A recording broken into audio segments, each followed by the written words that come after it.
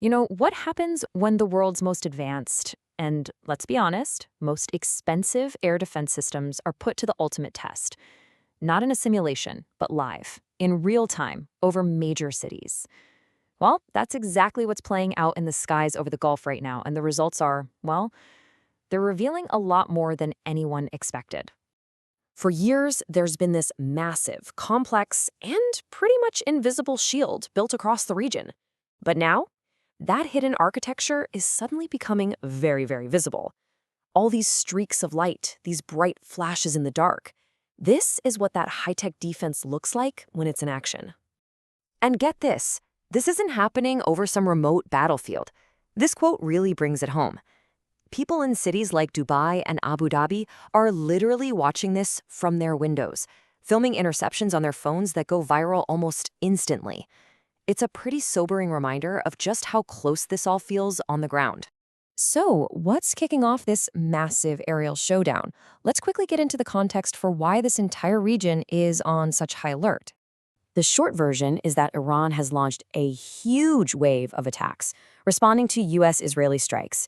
And when I say huge, I mean we're talking hundreds of missiles and drones aimed at everything, from military sites to critical infrastructure and even cities across multiple countries. The scale of it is just immense.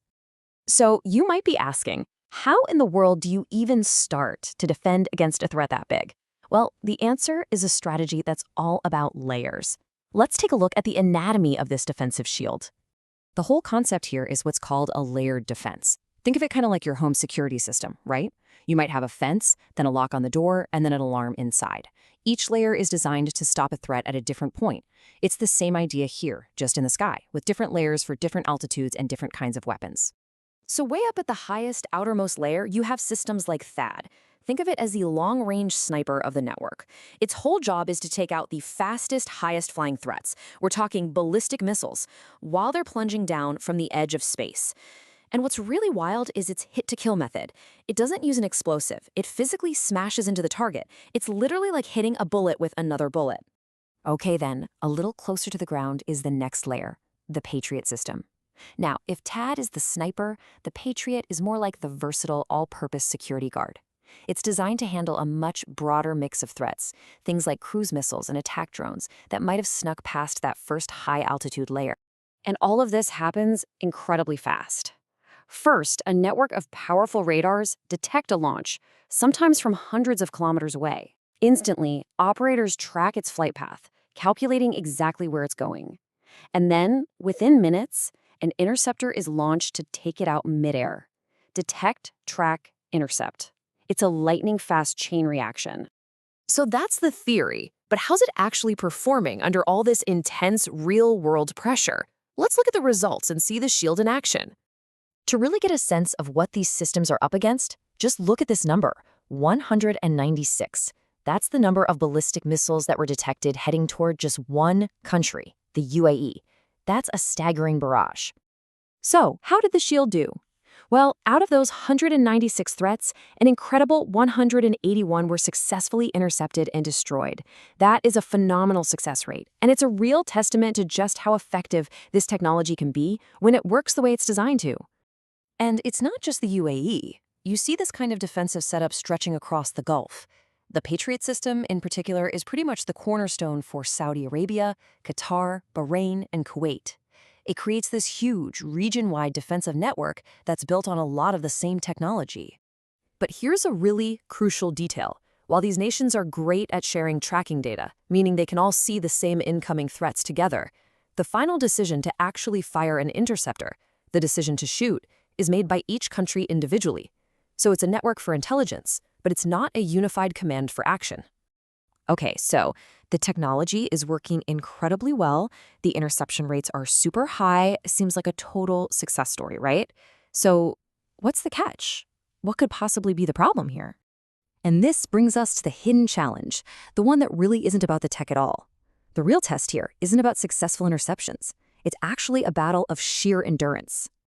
This quote from military analyst Andreas Krieg just frames the issue perfectly.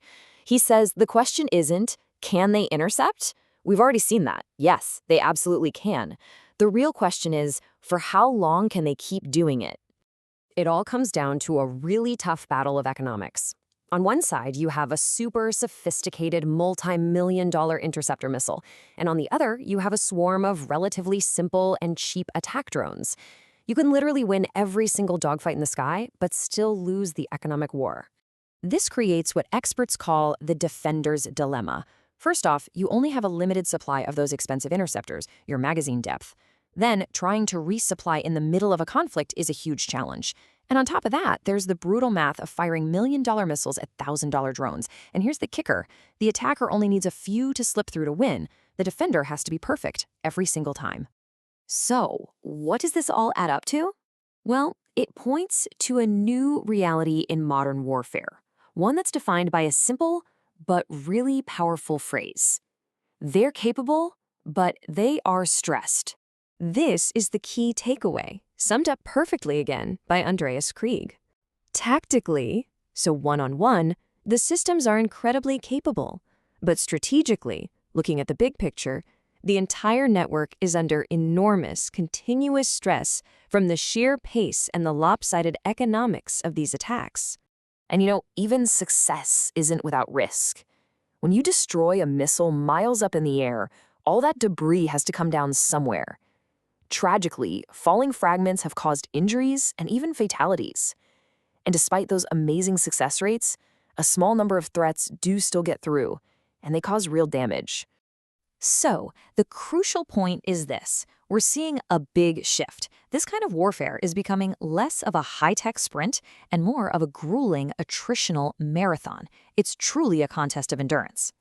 And all of this leaves us with a final, really provocative question for the future of warfare. When you're facing a relentless wave of cheap, persistent threats, what ultimately matters more?